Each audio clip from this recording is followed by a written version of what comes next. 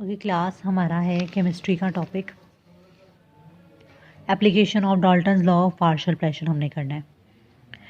इसमें पहले इसकी ये एप्लीकेशन है कि जब ड्यूरिंग लेबोरेटरी में जब हम गैसेस को कलेक्ट कर रहे होते हैं तो समटाइम्स गैसेस के साथ वाटर वेपर भी गैदर हो जाते हैं और जो गैसेस होती है वो मॉइस्ट हो जाती हैं। और ये जो मॉइस्ट गैसेस हो जाती हैं इनके ऊपर जो प्रेशर एग्जर्ट होता है वो इक्वल होता है to the sum of the partial pressure of the dry gas के and that of the water vapour के पार्शियल प्रेशर के सम के इक्वल होता है। इज दैट क्लियर कि जो गैस मॉइस्ट हो गई है उसका जो टोटल प्रेशर है would be equal to partial pressure of dry gas and that of water vapour. So the partial pressure exerted by water vapour जो पार्शियल प्रेशर को एक्सर्ट करेंगे उसको हम एक्वस टेंशन बोलते हैं। तो according to the definition P moist pressure of the moist gas would be equal to partial pressure of the dry gas plus partial pressure of the water vapor. Here I have already told you that partial pressure exerted by water vapor किस जरिए से exert होगा, that is aqueous tension। तो यहाँ पे partial pressure of water vapor को मैं aqueous tension से replace कर दूंगी। So ये बन जाएगा P moist equals to P dry plus aqueous tension। Next आप यहाँ से P dry कि जब वैल्यू निकालेंगे तो पी मॉइस्ट माइनस हो जाएगा, pressure of moist gas minus हो जाएगा एक्वस टेंशन से।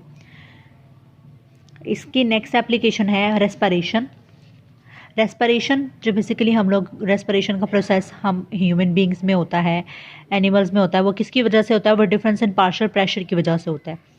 फॉर एग्जांपल हम लोग ऑक्सीजन गैस को इनहेल करते हैं तो हवा में ऑक्सीजन का पार्शियल प्रेशर 159 होता है, टोर ज़्यादा होता है एज़ कम्पेयर टू लंग्स। हमारे लंग्स में 116 टोर होता है। तो ड्यूरिंग इनहेलिंग लंग्स में पार्शियल प्रेशर कम है लेकिन एयर में ज़्यादा है।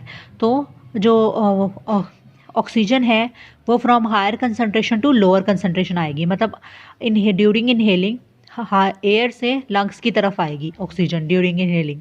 सो this is due to the difference of partial pressure कि लंग्स में कम है और हवा में ज़्यादा है, इस वजह से हवा से वो लंग्स की तरफ ऑक्सीजन मूव करेगी। नेक्स्ट इसी तरह से कार्बन डाइऑक्साइड की अमाउंट लंग्स में ज़्यादा होती है जबकि बाहर एयर में इसका पार्शियल प्रेशर कम होता है, तो ये ऑपोजिट डायरेक्शन में मूव करेगी, ये लंग्स टू एयर मूव करेगी। This is basically respiration.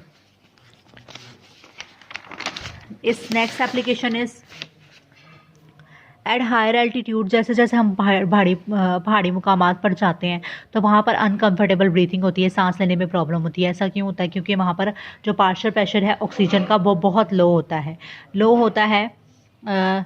That is unpressurize cabin. ये अनप्रेशराइज कैबिन होता है कि यहाँ पे पार्शियल प्रेशर ऑफ ऑक्सीजन जो है वो बहुत ज़्यादा लो है, इट्स लेस देन 159 टोर। तो 159 टोर एक ऐसा प्रेशर है जहाँ पे कंफर्टेबल ब्रीथिंग होती है, और जब ये लेस हो जाएगा 159 टोर से तो वहाँ पर अनकंफर्टेबल ब्रीथिंग होगी।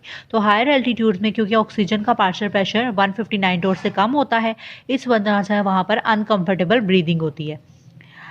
Same as in the case of deep sea divers. जो गोताखोर हैं और बेसिकली जो डीप सी डाइवर्स होते हैं समुद्र की गहराई में जाने वाले, वो अपने साथ जब समुद्र की गहराई में जाते हैं तो वहाँ पर वो अपने साथ ऑक्सीजन, क्योंकि वहाँ पर जो ऑक्सीजन का प्रेशर है वो नॉर्मल प्रेशर नहीं होता, नॉर्मल प्रेशर के इक्वल नहीं होता, तो ये अपने साथ ऑक्सीजन के साथ ये किसी इनर्ट गैस को मिक्स करके लेके जाते हैं। वो इनर्ट गैस मोस्टली जो है वो हीलियम की होती है। सो समुद्र की गहराई में क्योंकि प्रेशर जो है वो 3 एटमॉस्फेरिक होता है, बहुत ज़्यादा होता है प्रेशर, यहाँ पर बहुत ज़्यादा होगा, 3 एटमॉस्फेरिक होगा। तो नॉर्मल ब्रीथिंग 159 टोर पे होती है, तो ये प्रेशर तो 159 टोर से भी एक्सीड कर गया ऑक्सीजन का, तो यहाँ पर अनकम्फर्टेबल ब्रीथिंग होती है। इस वजह से ऑक्सीजन के साथ हीलियम गैस मिक्स करके लेके जाते हैं डीप सी डाइवर्स, और फिर उसका पार्शियल प्रेशर को एडजस्ट किया जाता है टू नॉर्मल एयर। 159 टोर तक उसके पार्शियल प्रेशर को एडजस्ट किया जाता है ताकि वो इजीली वहाँ पर सांस ले सकें।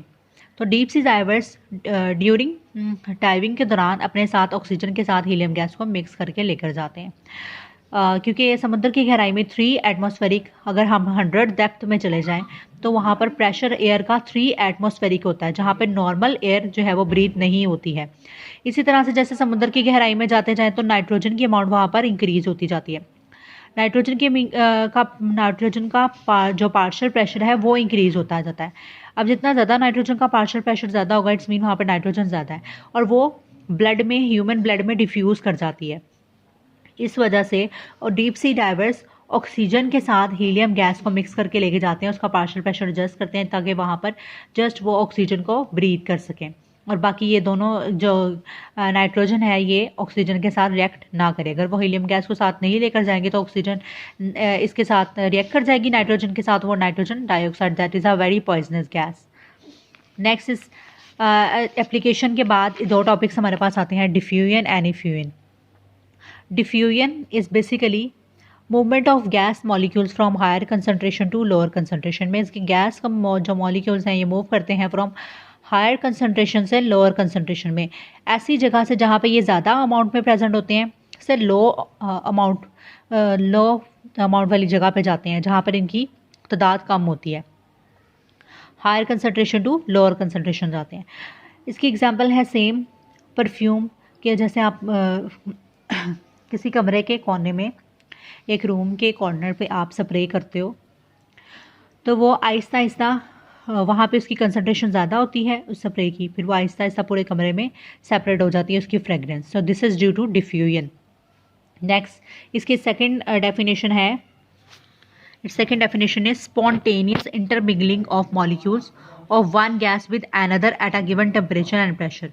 मॉलिक्यूल्स की स्पॉन्टेनियस फ़ौरन से इंटरमिंगलिंग हो जाना, मिक्सिंग हो जाना मॉलिक्यूल्स की ऑफ अ गैस की विद अनदर, दूसरी गैस के साथ, एक गैस के मॉलिक्यूल्स का दूसरी गैस के मॉलिक्यूल के साथ स्पॉन्टेनियस इंटरमिंगलिंग हो जाना, फ़ौरन से मिक्सिंग हो जाना एक गिवन टेम्परेचर पे और प्रेशर पे, is called diffusion. So these are the definition of diffusion. और एग्जांपल मैंने आपको बता दी इसकी, परफ्यूम है। एंड सेकेंड, लाइटर गैसेस जो होती हैं, ऐसी गैसेस जो कि लाइटर होती हैं वो डिफ्यूज़ होती हैं फास्टर, जिनके मासेस लाइटर होते हैं वो फास्टरली डिफ्यूज़ होती हैं as compare to heavier gases के। Next is effusion. Effusion is basically movement of molecules through an extremely small opening into a region of low pressure. इसमें मॉलिक्यूल्स की मूवमेंट होती है through an extremely small opening, बहुत कम small opening से, into a region of low pressure के region में। This is same like diffusion, but यहाँ पर जो गैस के मॉलिक्यूल्स होते हैं वो रैंडमली मूव नहीं करते, बेतरतीब से मूव नहीं करते। डिफ्यूजन में वो रैंडमली मूव करते हैं।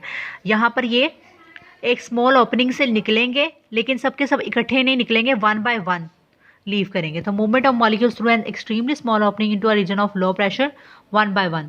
इसका सेपरेटिंग मोड जो होता है मॉलिक्यूल्स का वो होता है tendency to escape, one by one escape करते हैं।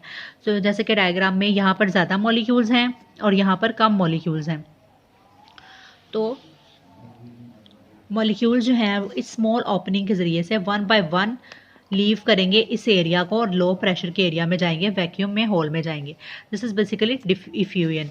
और साथ में डिफ्यूजन की डायग्राम जो कि पहले हमने पढ़ा टॉपिक, इसमें 2 गैसेस